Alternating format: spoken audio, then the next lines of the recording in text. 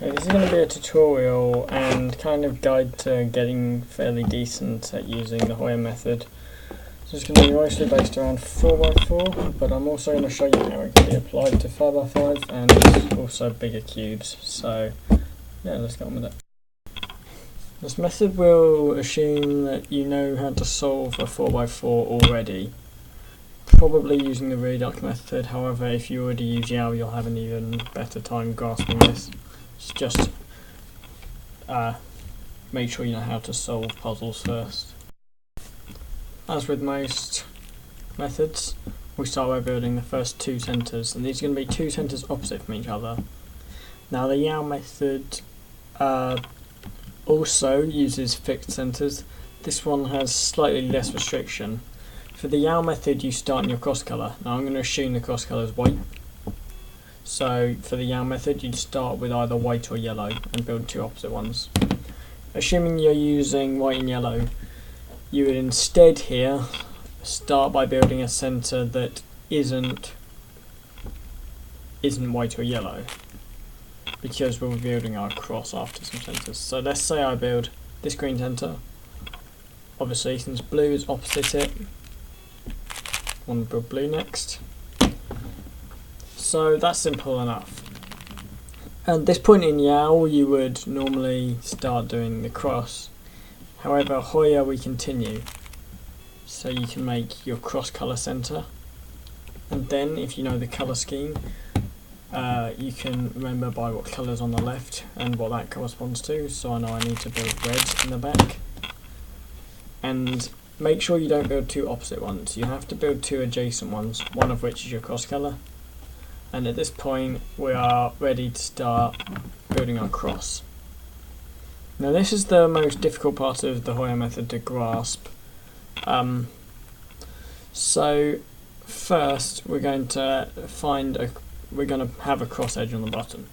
So this here is half of the green cross edge and it's on the bottom. And the other piece is here. Now we can actually pair these together pretty easily, because since these centres are not solved yet, it doesn't matter what we do to them, we can mess them up as much as we want. So I can just put this over here, bring this up, insert like that. Okay, let's go on to another one. Yeah. In fact, I will show off. Imagine in this case, we've got this orange one down here and this one's here. Now if it's at the top here, you can just insert like that. Okay, we've got this blue one, we can put this blue one down here, and this other blue one's here. This blue one's facing up, and there may not be an obvious way at first to insert them. There are two ways of doing this.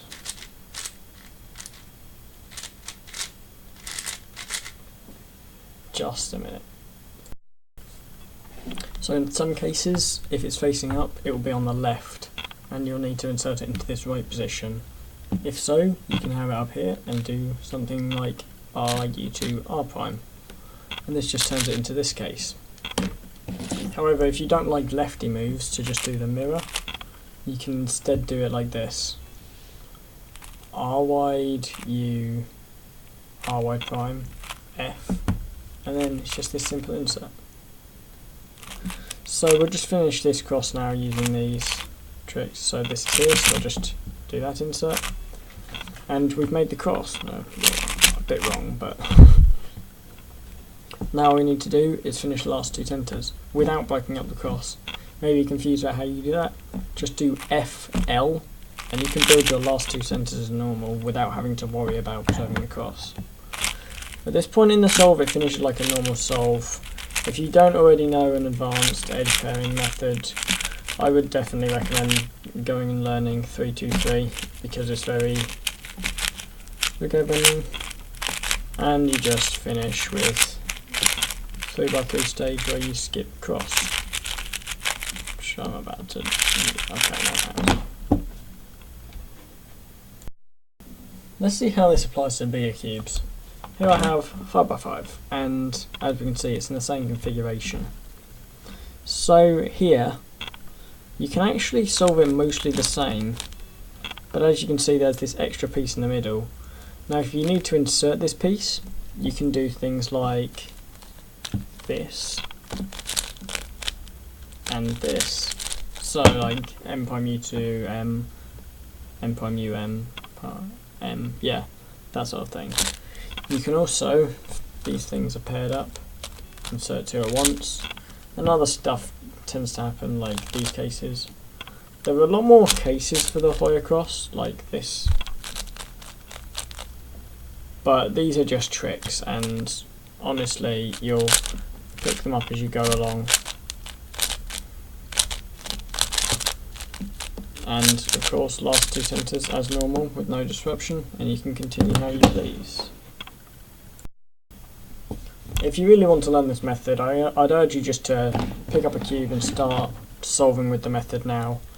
It's really not a difficult concept to grasp, and I actually think it's got quite a bit of potential when it comes to cubes above 4x4 at least.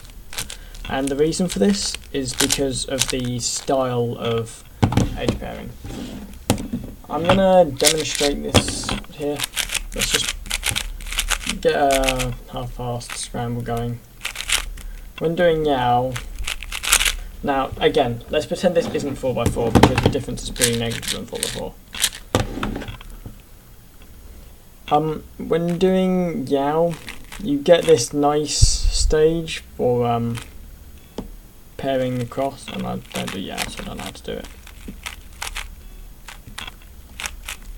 But then after that, doing centres is really difficult. You have to preserve the cross on the side, and I don't know if it's just me personally, but I find this far more difficult at times.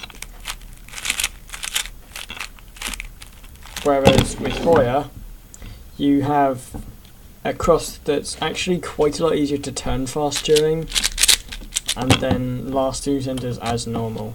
So I do think this is quite a viable method. That's it for the tutorial. I'm now going to do just a walkthrough solve of 4x4. Okay, so the scramble will be in the description. So again, we're looking for colours that are not white or yellow, and the first thing I can see is this red bar. There aren't any other bars. So the first thing I know is I'm going to do this, and I'll also pay attention to where all these other pieces end up.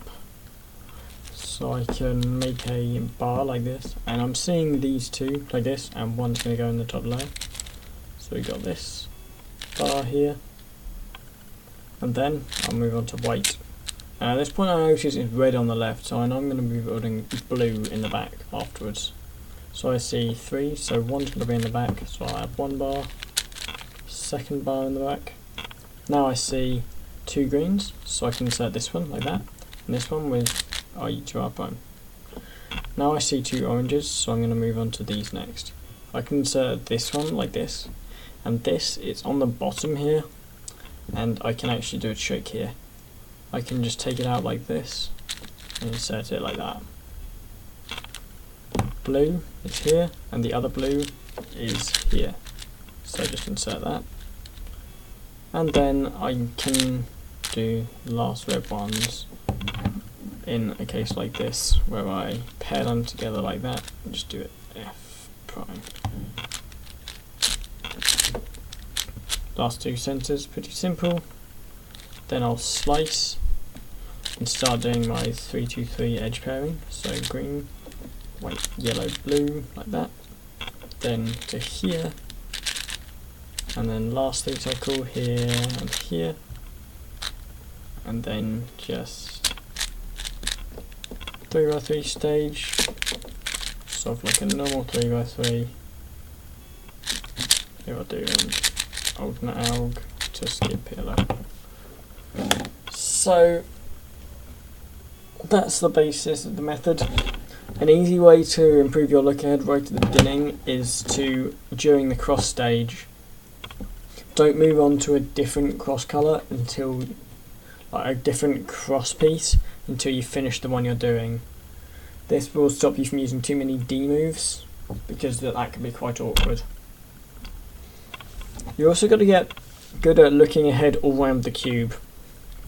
If you've got good muscle memory, you don't really have to look in these positions because you've already seen what's there. So whilst you're executing this cross piece, that gives you time to look around the cube, and this can be quite useful for look ahead. Other than that, just practice, and I hope some people decide to switch to this method in the future.